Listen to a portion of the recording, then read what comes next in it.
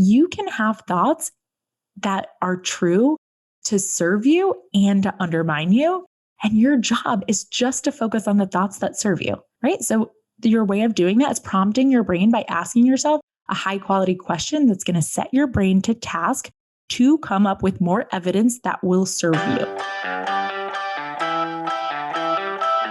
Welcome to Sincerely Future You, a podcast for female entrepreneurs looking to scale their business by mastering their time, money, and drama. I'm your host, Jessica McKinley, founder of What's Happening Coaching, a life coaching program that helps ambitious women like you make decisions today with the future you in mind.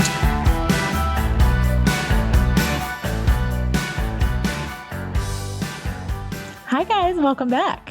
I know you think I'm smiling at you if you're watching this video, but I'm not. I'm smiling at my podcast manager, Danny. She's so gorgeous and really helpful to keep me on task.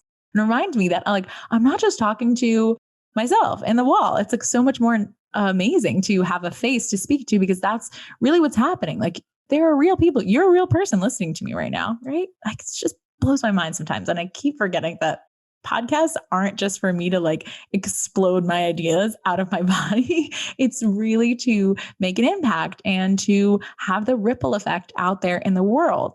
And for those of you who are listening, you are business owners, most of you, and you have this same desire within you. And so I hope that if you have a podcast yourself, or you have, a social media account, or whatever it is that is your way of adding value, whether you have a weekly email newsletter, just take a quick second and remind yourself that these people aren't numbers. Your follower count doesn't matter. At the end of the day, there is someone out there that needs to feel something because you said the idea that you shared. I have this moment where I was with my mom. Someone asked me the other day in another podcast interview, what did you want to be when you grew up? And I remember this conversation with my mom. It was a sophomore in high school. And I was watching one of those Disney shorts. There's no dialogue. And it's just a really emotional thing. I don't know, it was a bird or something. I forget what it was about, but it was a Disney short. And I cried in this short film. It was 5 minutes long. And I just turned to my mom and I was like, Mom, I have no idea what I want to major in. And I have no idea really what I want to be, but I just want to do something that makes someone feel something. And I just thought it was so cool that there was all these credits and there were all these people that worked on this 5-minute film. And I was like, I'm over here crying halfway around the world from this person that was just showing up to their job, just getting this idea out really with no purpose. It wasn't like they were trying to change the world necessarily, but it changed the way I felt, which did change the world, right? Because I know that my feelings are so important. And when I feel something, then I share it with you guys. And then you guys share that impact with other people. And so just a reminder that the people that are listening to you right now, they're not numbers. They really need your value. And when you show up from that place, you're going to impact them in such a more powerful way. So go be impactful today, guys. Okay, now let's dive into the topic of the day, which is to believe something new, which might be helpful for you if what I just said didn't resonate with you, because your belief currently is, well, nobody really does care what I think, right? Or what I have to say. And I encourage you to use this episode to help you believe, if you don't yet believe it, that people need what you have. Okay, so let's dive into the topic today, which is advanced decision making. I say advanced because a lot of my clients they're making decisions, but they're doing it in a way that is it's slowing them down, or they're not doing it in the most effective way. So these are ways to make more effective decisions, kind of the 5 things that you need to make your decision-making top tier. And if you're not doing any of these 5 things, there's just no way that you're going to be able to sustainably make more than 6 figures. Okay, so number 1 is making decisions quickly. So an advanced decision maker makes decisions quickly. One of the obstacles I see to this with my clients is that they tell their brain, I don't know. So it's impossible to make a quick decision if you inherently believe that you don't know what to do or you don't know the answer. And I love to tell my clients that it's not true that they don't know or that they're confused. They're just pretending to be confused by repeating to their brain all over and over again, I don't know what to do. And always, without hesitation, when I ask them, what would you do if you did know? Or okay, just give me a guess. They come up with something. If I stay silent for even longer, they come up with an actual better thing than that other thing. And if I tell them via text or email that they need to come up with the answer that they think is the answer before they ask me the question, what happens is that they find that their brain has all of the answers that they need already. So if you want to be a quicker decision maker, step one, stop saying, I don't know. I have a whole podcast episode on it called I don't know is not an option. And my clients know that. That's a major policy. They're not allowed to say, I don't know to any question that I ask. They can say something and it can be stupid. I don't care. I'd rather that than I don't know. It's just unacceptable. You're training your brain to believe something outside of you has a better answer for you and your business than you do yourself, which is just not true. Okay. So obstacle number 2 to quick decision making is thinking that there's a right decision. So I also have a whole episode on this, but I believe it's the episode on overwhelm. A lot of overwhelm comes from believing that there is this right answer out there and that we need to think really hard and long before we make a decision so that we can not make the wrong decision. That is a story of fantasy land, right? And the third part of that is people who don't make quick decisions are trying to avoid failure like the plague. It's okay, maybe I'll make a decision. And then the next day you'll learn, oh, now I know that actually the other choice was the better choice. But it's okay, no big deal. Now you just move on. And that's that. And you would not be able to get to that decision had you not made this decision quickly. So when you're not trying to avoid failure and you're not trying to convince yourself that there's some right choice and you can possibly make a wrong choice that is permanent and you can't undo it, you will start to make decisions much quicker and much more efficiently. Okay. So step 1 or to being a more advanced decision maker is quick decision making. And those are the 3 things you need to watch out for. Step 2 to being more advanced decision maker is making decisions and then not second guessing yourself. This is another thing that I see with a lot of my clients. I can see that my podcast producer is getting very triggered by this episode. This happens all the time. I know in my posts, people are I'm very triggered by this post. And I'm I know, right? This is why we're talking about it though, because if we're not talking about the areas where we could improve and get better, we just won't. We'll just hide behind the confusion and the doing, and then not just stop and look and say, if I just thought about this differently, would I actually be more efficient just by thinking better instead of just trying to outdo my bad thought? Okay. So making decision and not second guessing yourself comes for a couple of reasons. Number 1 is fear, but I mean it as the acronym, right? False evidence appearing real. We will make a decision and then we'll be still in belief that I don't know if this was the right decision. And if you make a decision and still believe that, what happens is that your brain searches for evidence to prove your thought true. Because when you tell your brain, I don't know, it whispers, yeah, you do know. And this is wrong, right? It's not oh, I don't know, but maybe it was right. No, it's I think this is wrong. I don't know. I think this is wrong, right? And so your brain is looking for evidence that you made the wrong decision and it'll find it. You know why? Because your brain is really fucking smart. Your brain is a machine that goes out there to just prove itself true. Because your brain would rather be right than get the result that you want, which is in itself, it's very annoying.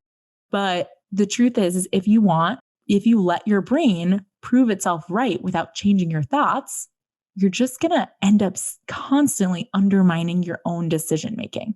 So the key here to making decisions and not second guessing is selling yourself on the decision that you made, right? It's trusting yourself. we think having your back and trusting yourself is something that some people have and some people just don't. Like people might look at me and be like, she just like is so confident in her decisions as if it's just like who I am. No, guys, my brain constantly will feed me the thought that like, ooh, like we'll see what happens here. I don't know. Like maybe this is whatever. And then I go to work choosing to be like, but you know what? It always works out. Like I always crush this. Like I'm an effective decision maker. I tell myself that I am an effective decision maker and that every decision I make is like just better than the last decision I made. That's such a fun thought, right? You can steal that thought. Okay. Have your own back. And I want to give you an example here. In my simple offer commitment in this last mastermind that I just went to, we had to decide on our simple offer. We had one offer. We had to cut out all of the rest of the stuff in our business, one offer for the next 6 months.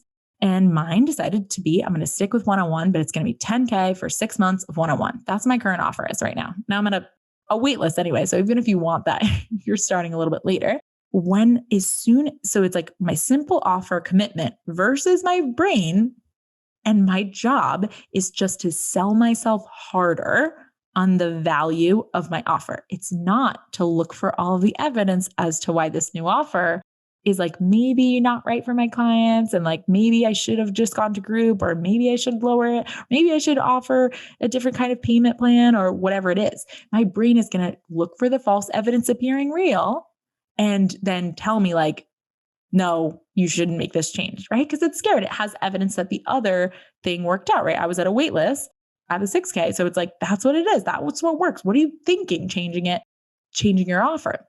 But it's okay if you understand that there's nothing has gone wrong when your brain is like undermining you there, right? Nothing's gone wrong. You just need to sell yourself harder. That's all that's happening. You're just not in 100% belief yet of your own decisions, right? So my job is to choose to love it, right? Which is the third thing for being an advanced decision maker, which is making decisions and then loving them.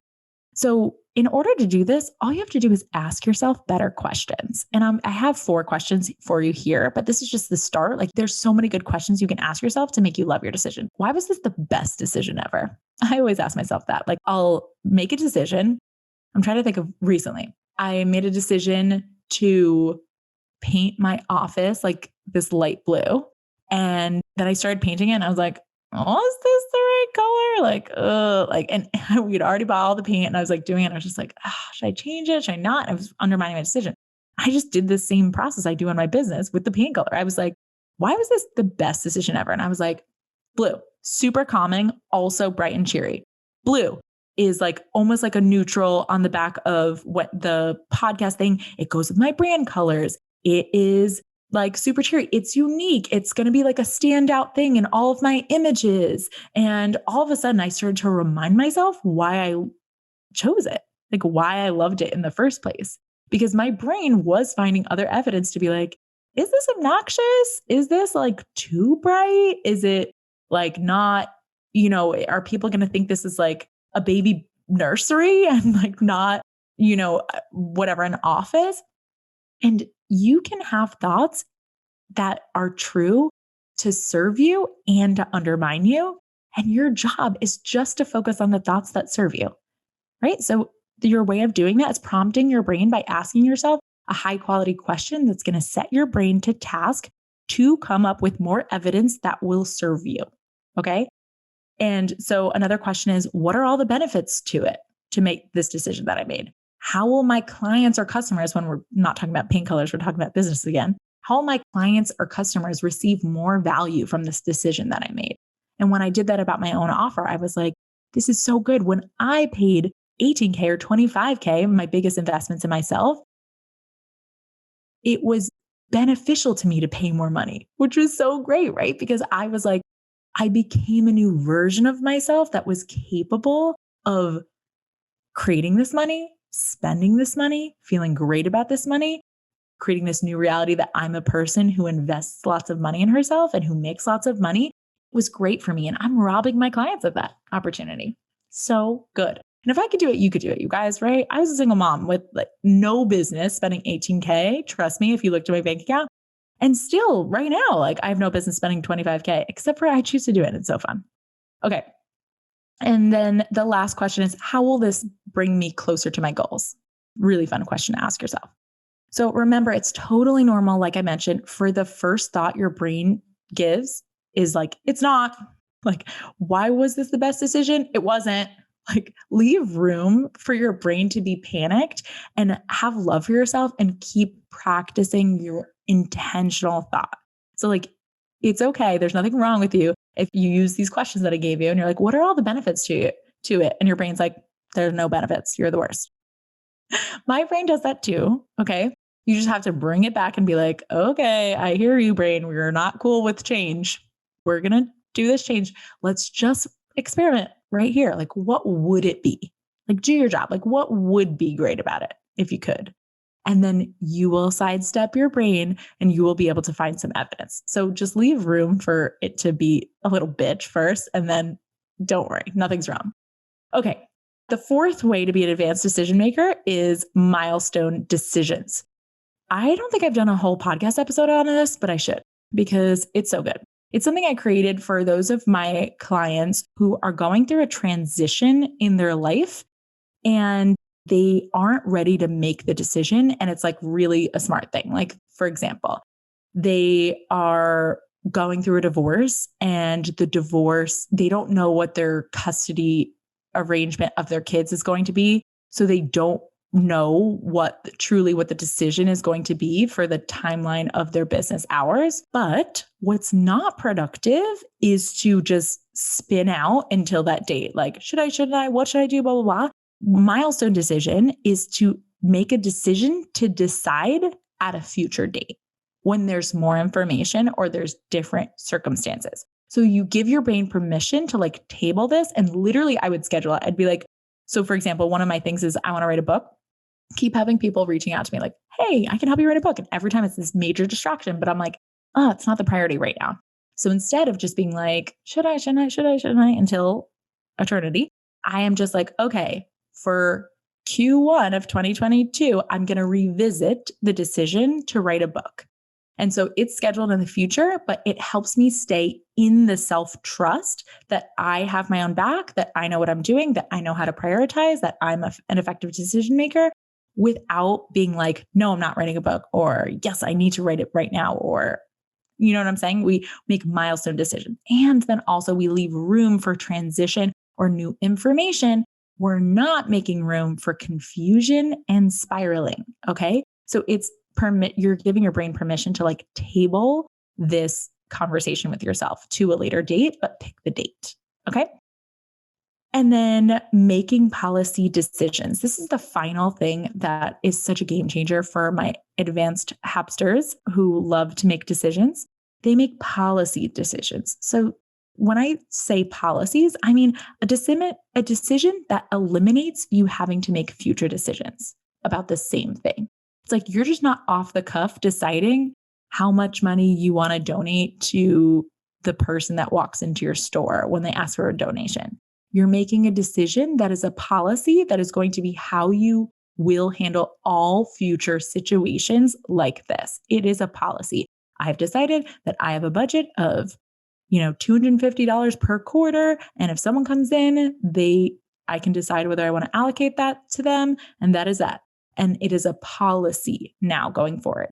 Policies also are decisions that are rooted in who you are instead of what you do.